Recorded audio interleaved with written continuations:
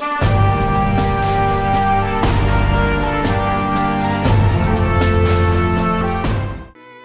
தொலைக்காட்சி நேயர்களுக்கு வணக்கம். இந்திய தேசிய தலைவர்களை பற்றியும் விடுதலை போராட்ட வீரர்களை பற்றியும் தமிழக மண்ணிலே மிகப்பெரிய ஒரு சரித்திரத்தை தோற்றுவித்த தமிழர்களுடைய மாண்புகளை பற்றியெல்லாம் ஜெம் தொலைக்காட்சியின் வாயிலாக ஒவ்வொரு நாளும் கண்டும் கேட்டும் ரசித்து கொண்டும் இருக்கிறோம். அன்பிற்கினவர்களே, உடல் மண்ணுக்கு உயிர் தமிழுக்கு என்று வாழ்ந்த ஒரு ஒப்பற்ற தலைவன், இந்திய தேசத்தின் மிகப்பெரிய ஒரு பத்திரிகை உலகின் முடிசூடா ஒரு மன்னன் ஐயா சீபா ஆதித்தனார் என்ற அந்த மாபெரும் வரலாற்று சிறப்புமிக்க பத்திரிகையுடைய சிற்பி அவர் ஈன்றெடுத்துக்கிற மிக அற்புதமான 2 அருந்தவ புதல்வர்கள் ராமச்சந்திர ஆதித்தனார், சிவந்தி ஆதித்தனார் என்ற இந்த 2 வெறும் இமயங்களை அவர் இந்த தமிழக மண்ணிற்கு தந்திருக்கிறார். அப்படி 2 இமயங்களை தந்த அவர் இமாலய சாதனை, இதில் மிகப்பெரிய ஒரு சரித்திர சாதனை, மிகப்பெரிய ஒரு வல்லமை வாய்ந்த, மிகப்பெரிய ஒரு பாரத தேசத்தினுடைய மிகப்பெரிய ஒரு பெருமை வாய்ந்த ஒரு தலைமகனாக, ஒரு பத்திரிகை துறையின் முடிசூடா மன்னராக திகழ்ந்த மாபெரும் பத்திரிகை சிற்பி ஐயா சிவந்தி ஆதித்தனார் என்று சொன்னால் அது மிகையாகாது. அவருடைய அடையாளமே வெள்ளுடை வேந்தர் என்று சொல்வார்கள். அவரை எப்பொழுதும் அந்த ஒயிட் அண்ட் ஒயிட் என்று சொல்வார்கள். வெள்ளுடை அணிந்த அந்த வெள்ளுடை வேந்தர் என்று சொல்வார்கள். கல்வி வேந்தர், வெள்ளுடை வேந்தர், பத்திரிகை வேந்தர், இப்படி வேந்தர்களுக்கெல்லாம் வேந்தராக, சேர சோழம் பாண்டிய மன்னருடைய அந்த வம்சாவளியினராக பராமரிக்கிற பாண்டியன் தோன்றிய அந்த புண்ணிய தோஷத்தில் தோன்றிய மிகப்பெரிய ஒரு பாண்டிய மன்னருடைய வம்சமாக தோன்றியவர் தான் ஐயா சிவந்தி ஆதித்தனார் என்று சொன்னால் அதுதான் வரலாற்று உண்மை. இப்படி உடல் மண்ணுக்கு உயிர் தமிழுக்கு என்று வாழ்ந்த சீபா ஆதித்தனாருடைய அந்த வாழ்க்கை தமிழக மண்ணிலே சிங்கப்பூர், உலக நாடுகள், அமெரிக்கா போன்ற வெளிநாடுகளுக்கெல்லாம் சென்று அந்த காலகட்டத்திலே தொழில் நுணுக்கங்களை எல்லாம் கற்றுத் தேர்ந்த மிகப்பெரிய ஒரு பத்திரிகை உலகின் முடிசூடா மன்னர் சீபா ஆதித்தனார். அந்த ஆதித்தனார் அவர்கள் தன்னுடைய பாரிஸ்டர் பட்டத்தை பெற்ற பிறகு, பாரத் லா பட்டம் பெற்ற பிறகு தன்னுடைய தொழிலை சிங்கப்பூரிலே அவர் ஆரம்பிக்கிறார். தன்னுடைய வழக்கறிஞர் தொழிலை, வழக்கறிஞர் தொழில் மிகப்பெரிய ஒரு அறிவாகவும் திறமையாகவும் மிகப்பெரிய வல்லமை வாய்ந்தவராகவும் இருக்கிறார். இப்படி தமிழர்களுக்கெல்லாம் பெருமை சேர்த்த அந்த தலைமகனுடைய அந்த வாழ்வியல் அங்கே தொடங்குகிறது. தொடங்குவதற்கு அந்த வாழ்க்கை தொடங்கி மிகப்பெரிய ஒரு சொப்பனத்தில் அவருடைய வாழ்க்கை தொடங்குகிறது. அன்பிற்கினவர்களே, அதுக்கு அடுத்ததாக பார்க்கிற பொழுது அரிதான திறமையும் அதிசயமான தனித்தன்மை வாய்ந்தவராக சீபா ஆதித்தனார் விளங்கினால் கூட அவர் இதழியல் துறைக்கு அவர் செய்த மிகப்பெரிய ஒரு மகத்தான சாதனை எல்லைக்கு அப்பாற்பட்ட ஒரு சாதனை என்றே சொல்லலாம். அப்படிப்பட்ட அந்த சாதனை சிகரத்தின் ஒரு அருந்தவ புதல்வர் தான் ஐயா சீபா ஆதித்தனார் ஈன்றெடுத்த சிவந்தி ஆதித்தனார். அந்த சிவந்தி ஆதித்தனார் என்ற அந்த பெயரே சீபா ஆதித்தனாருடைய தந்தையாருடைய பெயர், பாட்டனாருடைய பெயரை தன்னுடைய பிள்ளைக்கு வைத்து அழகு பார்க்கிறார். இப்பொழுதுமே தம்முடைய பண்பாடு நம்முடைய மூத்தோருடைய பெயரை இணைத்து வைத்துக் கொள்வதில் அளவறையாத ஒரு பிரியமாக இருந்திருக்கிறார்கள். நம்முடைய அந்த இனத்தினுடைய தம்முடைய அடையாளமாகவே அது இருந்திருக்கிறது. இப்படி தன்னுடைய அப்பாவுடைய பெயர் சிவந்தி ஆதித்தன் என்பது இளைய மகன் சிவந்தி ஆதித்தனாருக்கு அவர் பெயர் சூட்டுகிறார். அந்த பெயர் சூட்டுகிற அந்த குழந்தை இறைவன் தந்த பரிசாகவே அவர் நினைக்கிறார். அதுக்கு அடுத்ததாக பார்க்கும் பொழுது சிவந்தி ஆதித்தனாருக்கும் கனகம்மை அம்மையாருக்கும் பிறந்த ஒரு அருந்தவ புதல்வர் தான் சீபா ஆதித்தனார். சீபா ஆதித்தனாருக்கும் கோவிந்தம்மாளுக்கும் பிறந்த அருந்தவ புதல்வர் தான் சிவந்தி ஆதித்தனார். இப்படி அந்த சிவந்தி ஆதித்தனார் கிபி 1936ஆம் ஆண்டு செப்டம்பர் மாதம் 24ஆம் தேதி சிங்கப்பூரிலே பிறக்கிறார். சிங்கப்பூரிலே பிறந்து அங்கே செல்வ செழிப்போடும் ஒரு சீமானுக்குள்ள ஒரு மெடுக்கோடுமே அங்கே வளர்ந்து அந்த குழந்தையாக செல்வந்தர் குழந்தையாகவே வளர்ந்து அந்த குழந்தை மிக அற்புதமான செல்ல குழந்தையாகவே 2வது குழந்தையாக பிறக்கிறது. முதல் குழந்தை தான் ராமச்சந்திர ஆதித்தனார், 2வது குழந்தை சிவந்தி ஆதித்தனார் இந்த புண்ணிய பூமியிலே அவதரிக்கிறார் என்றே சொல்லலாம். ஏன்னா பல்வேறு மாற்றங்களையும் மறுமலர்ச்சிகளையும் தம்முடைய வாழ்வியலையும் அவர் ஒளி ஏற்றியவர். இன்று ஒலிம்பிக் சங்கங்களெல்லாம் இந்திய அளவிலே புகழ்பெற்று விளங்குவதற்கு காரணம் ஐயா சிவந்தி ஆதித்தனார் தான். இப்படிப்பட்ட அவர் கிபி 1936ஆம் ஆண்டு அருந்தவ புதல்வராக பிறந்த அவர் மீண்டும் இங்கே தமிழக மண்ணிற்கு கிபி 1942ஆம் ஆண்டு தமிழக மண்ணிற்கு சீபா ஆதித்தனார் அவர்கள் இங்கே மண்ணிற்கு வருகிறார். தமிழக மண்ணிற்கு தமிழக மண்ணிற்கு வந்த பிறகு மிகப்பெரிய ஒரு மாற்றத்தை ஏற்படுத்துகிறார். மதுரை மண்ணிலே தந்தி என்ற பெயரில் முதன்முறையாக பத்திரிகை துறையிலே அவர் தன்னுடைய பயணத்தை தொடர்கிறார். தொடர்ந்த பிறகு நாளடைவில் வந்து தினத்தந்தி என்ற ஒரு பெயர் தாங்கி அது மிகப்பெரிய உலக வரலாற்றை எல்லாம் படைக்கிறது. அதற்கு பல்வேறு போராட்டங்கள், பல்வேறு இடையூறுகள், ஒரு பக்கம் ஆங்கிலருடைய இடைப்பாடுகள், அரசியல்வாதிகளுடைய இடர்பாடுகள், இவற்றையெல்லாம் தாண்டி தான் தந்தி என்ற அந்த தாங்கி அந்த மிகப்பெரிய ஒரு பத்திரிகை மிகப்பெரிய ஒரு வல்லமை வந்ததாக வலம் வருகிறது. இப்படி 1942 அவர் சிறு வயதிலேயாக இருக்கிற தன்னுடைய குழந்தையை செல்வ செழிப்போடு வளர்த்து வருகிற அவர் என்ன செய்கிறார் அப்படின்னு பார்க்கிற பொழுது 1958 முதன்முறையாக தன்னுடைய கல்வியில் கல்லூரி பட்டத்தை பெறுகிறார். பள்ளி குழந்தை வாழ்க்கை தொடர்கிறது. கல்லூரி வாழ்க்கை அவருக்கு ஒரு பட்டப்படிப்பவராக 1958 அவரை உருவாக்குகிறது.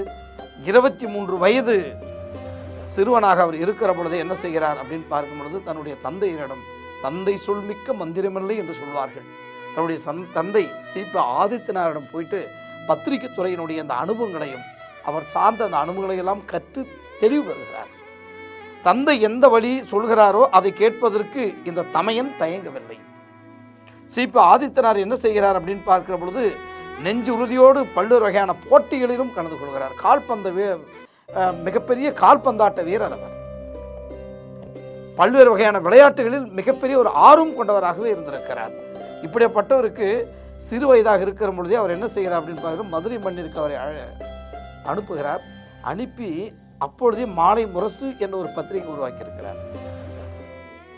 மாலை முரசு என்ற ஒரு பத்திரிகை உருவாக்கி அந்த காலகட்டத்திலெல்லாம் பார்க்கிற பொழுது சில நேரங்களில் கரண்ட் இருக்கும், மின்சாரம் இருக்கும், சில நேரங்களில் மின்சாரம் இருக்காது. ஆனால் சிவந்தி ஆதித்தனார் அந்த 23 வயது மிடுக்கான இளைஞனாக இருக்கிற பொழுது ஒரு செல்வ செழிப்பான குடும்பத்தில் பிறந்து கூட தன்னுடைய மகனை செல்வந்தராக வளர்க்கவில்லை சீப ஆதித்தனார் அவர்கள்.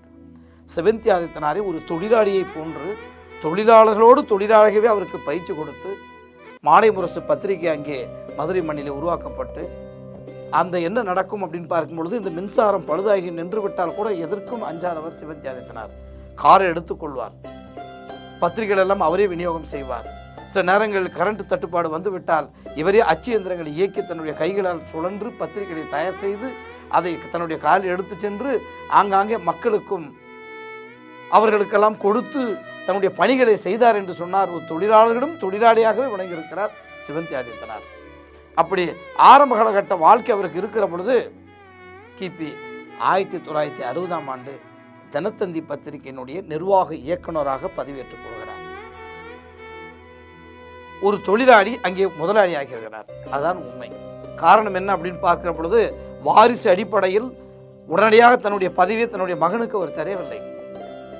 அந்த திறமை, அறிவு, செறிவு இவற்றையெல்லாம் அவர் பரிசீலித்து பரிசோதனை செய்து ஆற்றல் மிக்க இளைஞனாய் உருவகச் செய்து ஒரு நல்ல தொழிலாளியாக தொழில் முறைகளை கற்று தெரிய வேண்டும் என்று தொழிலாளர்கள் அவரை உருவாக்கி பிறகு கிபி 1960 தினத்தந்தி பத்திரிகையுடைய நிர்வாக இயக்குநராக அவர் பதவியேற்கிறார் சிவந்தி ஆதித்தனார்.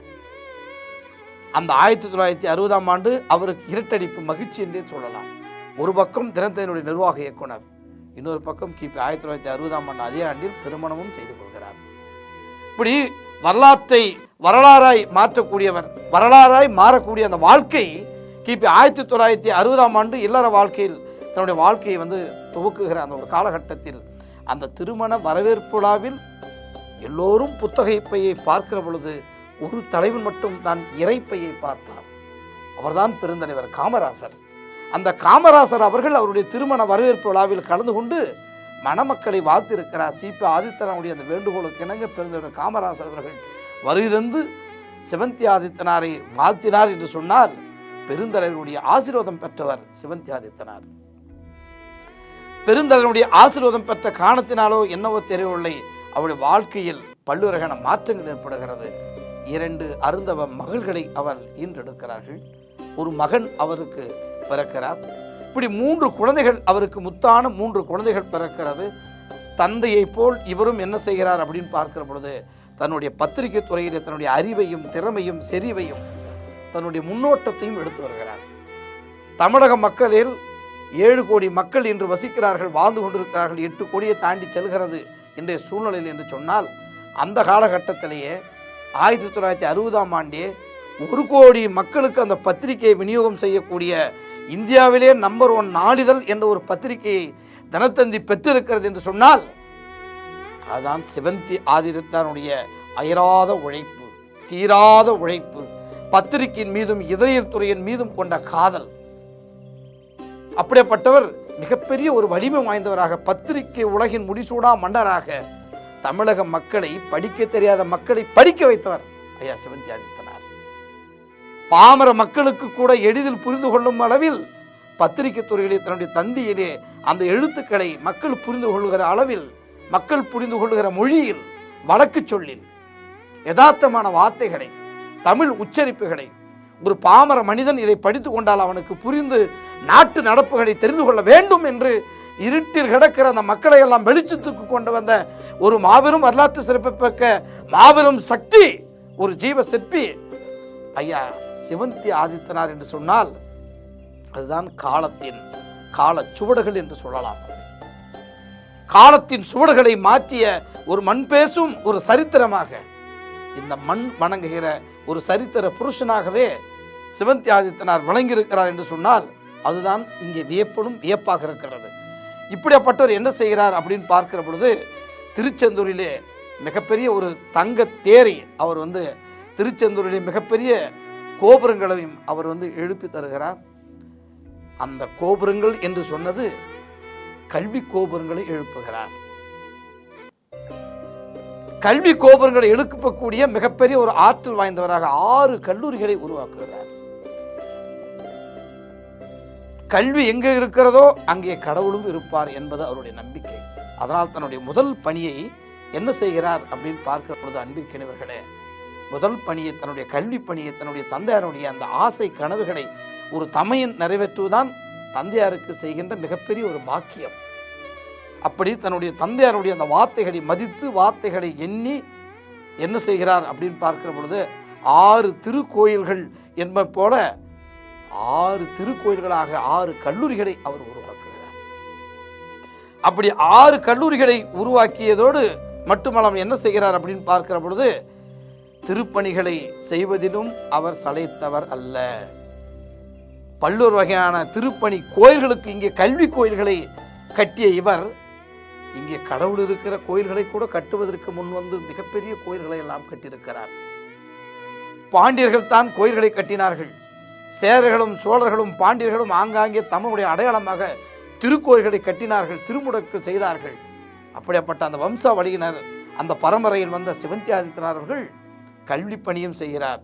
இங்கே இறை தொண்டையும் செய்வதற்கு அவர் சற்றும் தயங்கவில்லை. அன்பிற்கிறவர்களே, என்ன செய்கிறார் அப்படின்னு பார்க்கிற பொழுது, அங்கே தென்காசியில் இருக்கிற ராஜகோபுரத்தை கட்டிய 2ஆம் பராமிக்கிற பாண்டியன் சிவந்தி ஆதித்தனார் என்று சொன்னால் அது மிகையாகாது. பராமரிக்கிற பாண்டியன் மிகப்பெரிய கோயில்களை எல்லாம் கட்டி மிகப்பெரிய சரித்திர புருஷனாக பாண்டியர்களுடைய சிறப்பை உலக நாடுகளுக்கு எடுத்து சென்றவன். அப்படிப்பட்ட ஒரு சிறப்பை தென்காசியில் இருக்கிற, இன்று வடகாசி என்று சொல்கிறோம், வட இந்தியாவில் இருக்கிற காசி, நமக்கு தென்காசி என்று சொல்லக்கூடிய, இன்று தென்காசி மாவட்டத்தில் இருக்கிற தென்காசியில் இருக்கிற சிவாலயம் இன்று சிவந்தி ஆதித்தனார் உருவாக்கிய மிக அற்புதமான அந்த தென்காசி கோயில், சிவபெருமானுடைய அந்த காட்சி அளிக்கக்கூடிய தென்காசி என்பது இந்த தென்பகுதியுடைய காசியாக விளங்கக்கூடிய தென்காசி கோபுரத்தை கட்டிய 2ஆம் பராமரிக்கிற பாண்டியன் சிவந்தி ஆதித்தனார் என்று சொன்னால் அது மிகையாகாது.